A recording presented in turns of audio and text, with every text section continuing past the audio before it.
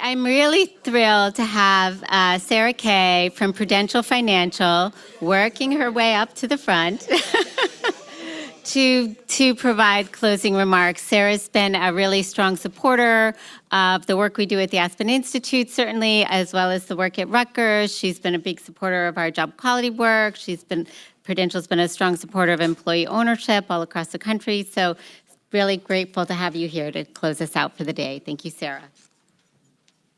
Thanks, Maureen. I will keep this short because I know everybody wants to head out. I just want to, first of all, thank you all so much for spending the day today. Thank you to the Aspen Institute, Rutgers, for really putting this amazing convening together for the second time this year. As Maureen mentioned, Prudential has been invested in both Aspen and Rutgers for quite some time in a number of issue areas. And for those of you who don't know who Prudential is, we are a global financial services company. We're about to celebrate our 150th anniversary next year. But we were founded and we're still headquartered in Newark, New Jersey. And our founder back in the day, he started our company because he saw that working class families didn't have the financial means to bury their loved ones. And so our first product was burial insurance. And so our company from the very beginning has always been looking at what's that societal challenge and what's the connection to business growth and impact, and how can we help solve societal challenges with business solutions, but also working in partnership with government entities and nonprofit organizations. And from a philanthropic perspective, over the last 40 years, we've invested over $1.4 billion in creating economic opportunities for working class families and low-income communities. And over the last couple of years, we've invested over $6 million specifically in employee ownership programs and initiatives.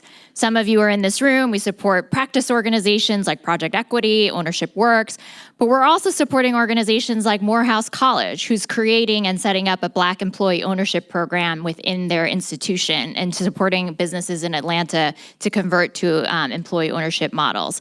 We're also supporting a study at Boston University, including all the research studies that we support at Rutgers, that's looking at how public companies are disclosing whether or not they have an employee ownership model or program, and seeing if there's a financial material performance factor for public companies.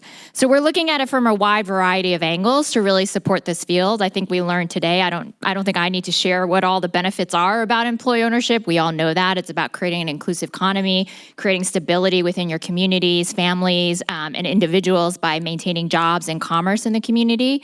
But from a very practical sense, we need both the practice side and the policy side. I think we learned today in terms of the importance of local, state, and federal policy to create the umbrella tent for all of the work that needs to happen, and then clearly capital and hopefully federal and state appropriations will come down the pike to support all of these efforts.